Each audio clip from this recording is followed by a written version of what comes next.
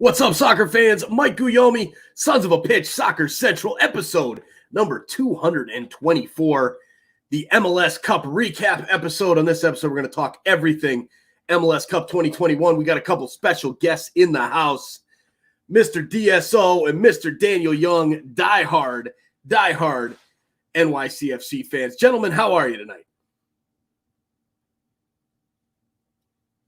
Oh, you're still on mute. I was waiting for Daniel to go first, but I'll start. Still in shock. Just can't believe that we actually done it. It's built a young team, and we're finally here. Ever since we had got David Villa, Andrea Pirlo, Frank Lampard, it just looked like this team was going to win early on, and it just never happened for us until now. And it was supposed, as the podcast said, for extra time, it was supposed to be the Revolution's year, but it just didn't happen for them, and we kind of jumped a few years ahead. I'll take it.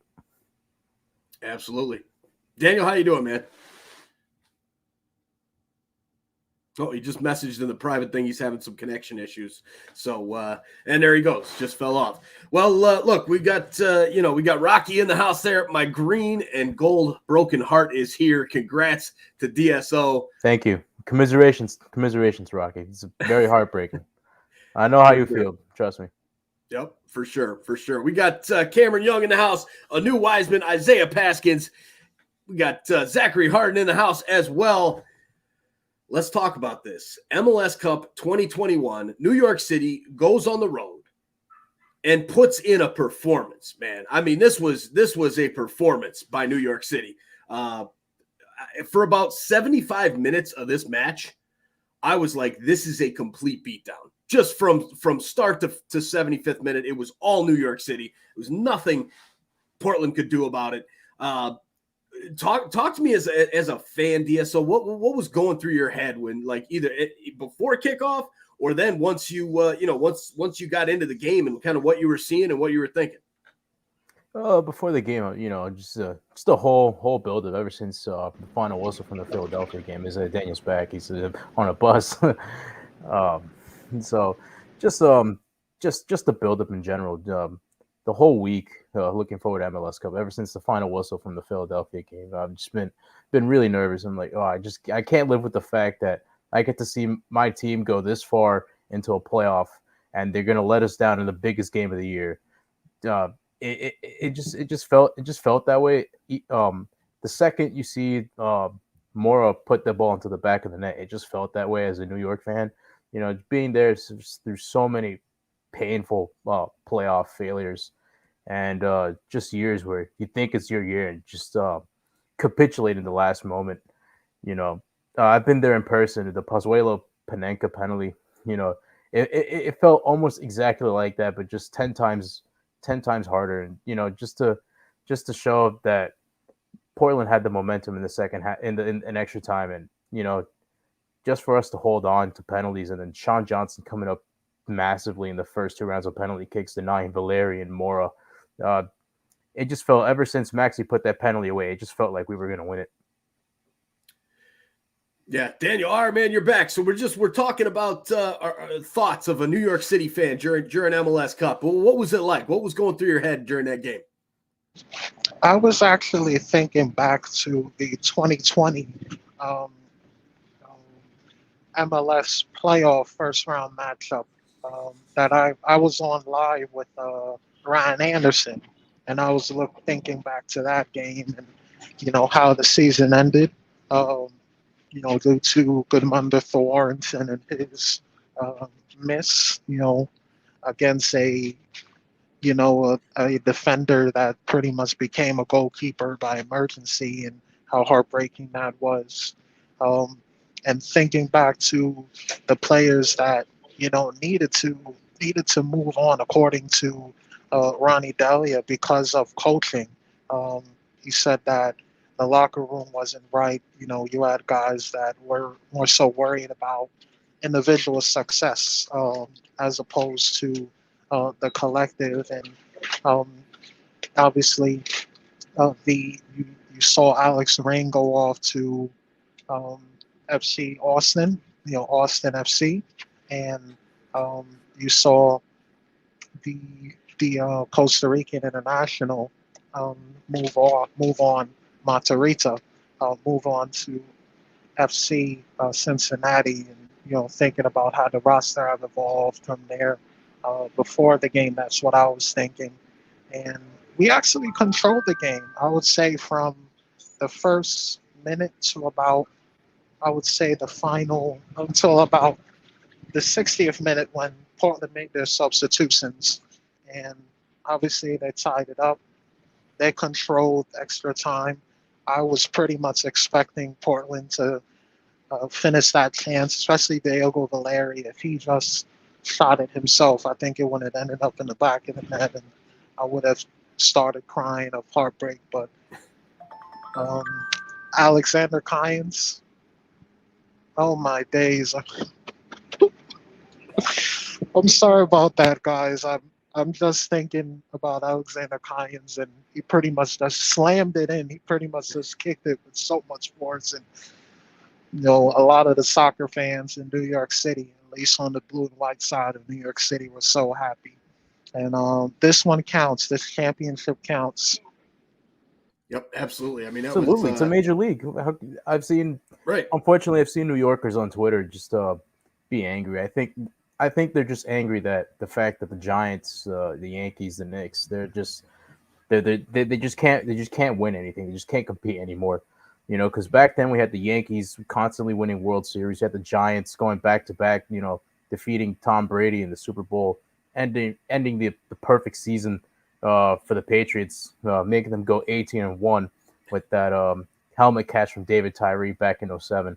I think those are the moments New York sports are all about, and I just think that I think they're going to have a hard time accepting that they're especially within the past 10 years we haven't had a moment like that. When the stakes are high and there's a New York team and it's a championship on the line. I think it's going to take a little bit of them getting used to. I think they'll eventually embrace what NYCFC is. Going forward, and hopefully with de Blasio interviewing James Sands earlier today, in a live press conference, and New York City finally getting the mainstream media attention it deserves as a football club, and with Mayor-elect Eric Adams set to take office in 2022, I genuinely think that there is a very, very good chance that NYCFC will finally get a stadium within the later in the 2020s. I genuinely think we just proved to the whole city, we just proved to 8.8 million people that we can win championships in the sport. It's not like it's not like the Yankees this year where they can accept mediocrity. It's not like the Mets in 2015 where they were so close and they lost to the Royals in the World Series, or the Rangers in 2014. So we just proved to everybody that we can win championships, and we even got the president's attention. 3 minutes before the whole stream, Joe Biden tweeted at us, and we never know. We might even get TJ from Side Talk NYC to the White House. He might finally give Byron that big old kiss he wants to give him. There you go, man. No, this game was fantastic, and I hope that it ends up turning into a stadium for New York City. I think if with them winning that, how can you not have this team in a brand new stadium soon? It's crazy to me that it's even still a conversation, because it's coming for sure very, very soon. Technically speaking, Yankee Stadium is now a soccer-specific stadium now, with the MLB being in a lockout. Hey, there you go. Right. We might not even have to play games at Citi Field next season. They might not even get a season. Yeah, I mean that's what's up, guys? What do you need? Why are you here? You should be sleeping. Keep coming into my room. No, they're watching. Get upstairs and go to sleep. Yeah, no, we're not. We're playing a song. I'm live right now. Okay. They're watching So all right. on like Good a night. Go to bed. Yeah. Give me the phone and go to bed. All right. Never a dull moment here at Sons of a Pitch. That's for sure. But as far as the game itself, I mean, New York City, when they they came out to play, Portland, I figured that that Portland was going to come in and they were going to press like crazy, not give much time to New York City. on the ball after seeing how well that worked against NYCFC in the conference final with Philly when they were undermanned, and New York City didn't have Toddy either. But still, I thought Portland was going to have that game plan, and they didn't. They totally stepped away from it. They gave way too much time for New York City to work, and it was all NYCFC. I mean, this was similar to me in 2016, where it was just all TFC. Like, you're like, okay, this team is going to win this game. The other team has zero answers for them, and Tati gets the goal in the 41st. The 41st minute, and Brother BKL, I see you in there, man. Come on in the studio. As soon as you come in, I'll add you into the stream. Click that link that I sent you. So we, anyways, it was a domination party by New York City up until, it was probably maybe the 75th minute or so when it started to turn a little bit towards Portland. What to you, what was the biggest thing to you for why New York City was in such control? Possession, just keeping possession of the ball. I said it in the preview, man. If you keep possession of the ball, no matter what you do with it, the only person you can hurt is yourself with it, because you're in control of the ball. You can do whatever you can do whatever the hell you want with the ball if you have possession, and you can even hurt yourself. Just look at what happened at Citi Field against Toronto. They're playing headers only near the box, and Maxime Chanot decides to head it back. Pozuelo gets a touch, slots it past Johnson, and we're down 1-0 coming off halftime. So, I think for my money, Alexander Callens has been the MVP throughout the playoffs. If there was a playoff MVP, Alexander Callens, 100%.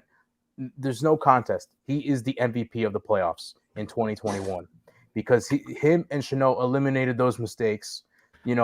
Johnson came up big in the occasions when he was called upon. So defensively we were really good up until that moment when Portland got the equalizer. There was literally 7 seconds left in stoppage time, and Portland scored, and it just felt like the writings were on the wall that NYC, if this was going to be Portland's win, and it just seemed like we were going to lose in the biggest game of the year. I was nervous because I'm like, I'm not sure, like, is this team really going to deliver, or is this team just going to shit the bed like it always has in the playoffs? But you know what, we finally got it over the line, and here we are. We're the champions of Major League Soccer, getting national attention from the president. Does it feel good? Yeah, of course it does. That's awesome, man. I'm not sure. I'm not sure if any other president acknowledged another MLS champion. I don't know. Correct me if I'm wrong, but I think we're the first MLS team to get the president's attention. Yeah, maybe. I honestly don't know. But that it did seem when that first goal for Portland came in right at the death, the momentum was there for them for the next 15 minutes or so. Yeah. And then it was like, then New York City hit a switch again to say, we got to switch this up and fixed it for the second half of extra time. But one thing I do want to touch on, though, you brought it up with Callens, right? As like a playoff MVP and all that. I have been very hard on Chanot and Callens for pretty much the entire time we've had a podcast. Hey, you got to lay it off, man. You got to lay it off. I am here to admit that I was wrong. I am wrong on that one. And that is, they're good. They're obviously the best center back pairing in the league right now, with a cup to their name. So, I screwed that one up. I mean, they've gotten much better over time. And I'm sure you guys can admit, as NYCFC fans, there's been a lot of mistakes by those guys in years past. But this year they have been extremely solid. Even towards the end of last year, they started really picking it up. But, they've been solid, unbelievable. And that steadiness at the back, man, there was not a worry all day when you got those two there, and then Sean Johnson, and Sean Johnson, I see why he got MLS Cup MVP. He was just unbelievable in that penalty shootout. But overall, going into that penalty shootout, I'm like, man, I'm torn on where the hell, where that's going to be. Who's got the edge in penalties. I'm like, well, with Portland, some of their takers, and I think goalkeeping wise, there was no question. Sean Johnson, and that position by position breakdown in the preview definitely came out good for that. But I didn't know where I was going. What was going through your mind in penalties? Because I've been there when it's my team, and I think that's one of the most just raw emotions out there. Like what was going through your head? Like what were you saying to yourself when this is going into penalties? Were you confident? Were you no, nervous absolutely not. No, I was confident we were going to lose. Okay. It just seemed like another Rodrigo Schlegel situation was going to come up, and we're going to fucking lose with the left back in goal. You know what? Well, Steve Clark is really, really far from being a left back. But, yeah. It's just, man, I can't even. I mean, I remember with TFC, I was in the building, and, I was just shaking, like literally shaking. It was standing up, and maybe I was shaking because I was freezing to death, but it was freezing that night. But it was like I just kept telling myself, like, all right, we've dominated this entire game. We're going to get screwed. And I had that same negative energy, right? Like in my head going, oh God, it's, we're screwed. For me, if I feel like if you have negative energy and something positive comes up, it just lifts you to another level of positivity. So very, very counteractive to what people would tell you, but that's just the way I see things. Yeah. No, I hear you, man. I hear you. All right, so we got a bunch of comments coming through in here. We got Jay Jardim in the house, Connor, Ryan Anderson, whole bunch of people. Edwards in the house as well, Alejandro. So, look, if you guys, if anybody has any questions for DSO and Brother BKL, if you're still out there, man, I see you saw my message with the link. Try clicking that link from your phone, but see if you can't get in there. But I mean, where was I? What was I going to next? But if there's any questions, guys, let us know for DSO from a fan perspective. But overall, New York City, MLS Cup champions 2021. I mean, what else is there to say other than a great performance on the road to pull out that victory? I mean, that's, I think, something that a lot of people kind of overlook. Forgetting the highlight of MLS Cup. The real highlight, and that's Ronnie Dyla doing push-ups in his underwear. Yep, I saw that. He's a man of his word, But man, that was I saw that tweet. I'm like, Jesus, that's crazy. That's crazy. Mm-hmm. And Ronnie Dyla was on the hot seat. That's what a comeback there. That was looking like trouble for them, and then all of a sudden, midway through the season, there was like that was just an afterthought. So. All right, we got Zachary's got a question for you. He says, DSO, what player would you hate to lose during the expansion draft? And we're going to talk about the expansion draft. Tinnerholm, 100% Tinnerholm. Yeah. And he's left unprotected for some reason, but you know what? It's rumored that Jesus Medina would be taken, so you know what? I've given Medina so much shit. He's an MLS Cup champion. We're going to send him off for the championship and a ring on his finger, and he's going to be playing in a blue shirt, but it won't be in championship blue. Championship blue. I love it. So DSO, we got another one here. Ryan Anderson says, do you think that Tavon Gray can build on this playoff run and be breakout player of the year next year? Absolutely he can. He's been thrusted into a tough situation. They're Tinnerholm getting that season-ending injury back in October, and Tavon Gray barely had any minutes in MLS. He had a fantastic preseason. He had a fantastic game against DC United, just ripping DC United's defensively down that right-hand side. He was absolutely brilliant in that game. So 100%, he could definitely be the breakout player of the year next season. Yeah, no doubt. I mean, he, homegrown kid. Nothing was expected out of him this season at all. Second youngest player to start an MLS Cup final. Not bad. So, it was this kid came up and was put into a really tough spot and did really, really good.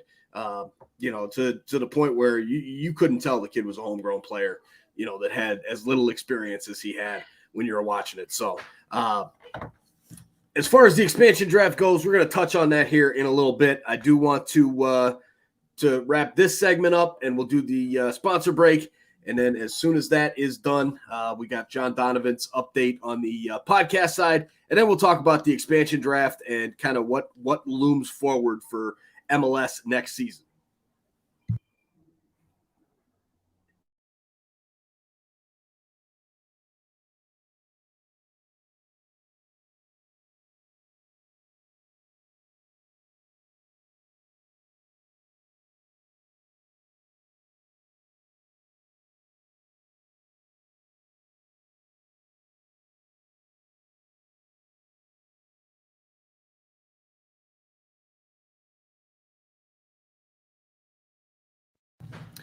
All right, back at it here from that quick break there on the podcast side. So expansion draft. There are some unbelievable names on this expansion draft list. I am if I am somebody in play for Charlotte in that front office, I am excited with some of these players that are out on this list. I know you were saying something about some rumors going on with Medina being picked up. I mean, is there, what are your thoughts on anybody? Have you ever heard any other rumors of guys that are supposedly getting picked up off this list? No, not that I know of at the moment. I just know about Jesus Medina. Thank God he's leaving. When he's playing well, he's a good player. But he's just been dipping in form recently. To be fair, he did have a good game on Saturday. He was linking up with Maxi Morales really well. Had a chance if Maxi shot it, that could have ended up in the corner. Him and Maxi just linking up in the box right there. I think Medina's game on Saturday was all right. I think if he was able to outrun Diego Chara 1v1 with Steve Clark, there's a 50-50 chance that he could have put in the second goal, and we wouldn't be having to go all the way to penalties. That would have been the nail in the coffin. Yeah, and so we'll send him off with a championship ring on his finger. And when he comes back to New York, we'll give him a standing ovation for sure, because he was part of the super citizens of 21. Right. Yeah. No, I thought Medina played really well. I guess my expectations are low for him because of how bad he's played lately. But I thought he played really well in MLS Cup, and that's a good pickup. I mean, something to grow with. The only reason I would have started him. Only reason I would have started him in MLS Cup, is for substitutions, for Talis Magno and Thiago. Thiago, he didn't even come off the bench. Right. Talis Magno I'll be honest, he had a poor penalty. He's just lucky Steve Clark dove over the ball. But I'm not complaining. Yeah, no, that's I thought Talis Magno did well when he came on to the field and played well. But as far as that penalty, damn, that was a bad penalty. But there were a few bad penalties in that shootout. So some of the names that really stand out to me, I think the one that I want to see get picked the most is Kekuta Mane. He's been left unprotected by Austin, and this guy, I feel like he's been in like 4 or 5 expansion draft picks. So I'd love to see this guy get picked up. But some other names, I mean, there's some big name players from Chicago. Robert Baric is a serviceable striker there that scored goals in MLS, I think, but they would have to negotiate the contracts and all that kind of stuff. He got whereas there a new Wiseman says Charlotte can take Jürgen Damm. Jürgen Damm, that guy, my God, what a mess. I thought he was going to be a hell of a lot better than he was coming over from Tigres, but man, it was ugly. So we got Vito Warminger on the expansion draft list, says Connor from Columbus. Yeah, that I was never a really big fan of the Worm there, but there's a few guys that are unprotected that are out there. Brian W says draft Montero. Oh man, no, there's lots of. Surprisingly, we're letting go of Gudmundur Terrence, who scored that free kick in Atlanta. If it wasn't for that free kick, we wouldn't be talking about an NYCFC championship. So it's either they're negotiating a cheaper deal, or they're going to let him go as a free agent. Yeah, I'm guessing they're just going to let him go. But that stopped the run of bad form for New York. That crazy free kick, and from that point on, it's been history is written now. But Toronto FC, I want to talk about Josie Altador being. There's now been 2 reports saying, okay, he's even come out and said, yep, I'm not coming back to TFC. It's over, whatever. And he's still on the roster. It's all still in place, and they don't even put him out in the expansion draft. What the hell are they thinking? Charlotte could get a USMNT striker up top. That would be beautiful, but they don't want to do it. I don't know. You can have Medina playing striker for them. I don't mind. What's that? They can have Medina playing striker for them. I don't mind. There you go. Well, Medina linking up to Josie Altador, right? Oh my God! But no, there's some players there from TFC. Kamar Lawrence, good experienced, wing back. That might be something that they want to look at as well. Charlotte there, but some other things through the league. I mean, a lot of players that got left out of contract and whatnot. You've got the free agency starting up as well. Some good options on there as well.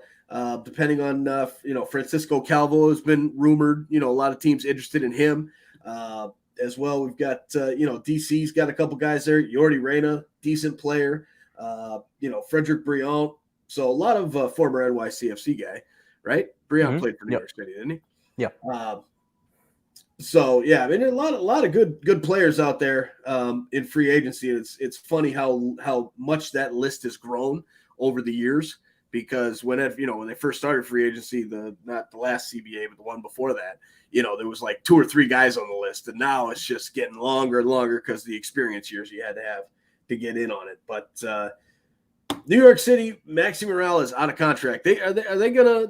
What are they gonna do about that? They're in talks of getting him another contract. So I would assume I would assume he's a club legend, so we can't send him off. But can't do him dirty like that, especially after he buried 2 penalties, which was surprising to me, against New England and then Portland on Saturday. So it'll most likely be another 1-year contract, and he'll probably retire as Citizen. Other news, Eber, he's been signed for another year. So he was signed for the 2022 season. Nicolas Acevedo, he's signed for the next couple of years. And Gideon Zelalem, who barely played for us, got unlucky with injuries. So the club is willing to give him another chance, and you know what? I'll give him another chance as well. Just to see if there's anything left in there. Yeah, no, I hear you. All right.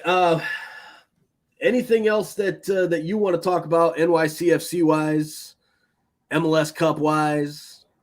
There's a interesting stat. More of a meme rather. Great stat. Since 1998, a former Red Bull player that has left the Red Bulls has won an MLS Cup with a different team. And this year is no different. Chris Gloucester came over. His loan expired from PSV. Red Bulls had the rights to him, and we traded for the rights. And you know what? He came to New York City, came to the right side of New York, and you know what? He won a championship out of it. Nice. All right, man. Well, that's it for this one. Not too much to chat about. I'm interested to see what happens with the expansion draft coming up tomorrow, and we head into the off season. But as far as for me, I'm taking a vacation. We got a bunch of videos coming up. Well deserved. The FIFA videos coming up. So we've got so far, I think I've got like 12 or 13 recorded. But I'll be releasing those every couple of days. And outside of that, I'll be taking the next 2 Mondays off of regular episodes until I get back from Florida. The regular job, I'm taking off. This stuff I'm taking off. It's gonna be nice to completely step away for like 2 or 3 weeks.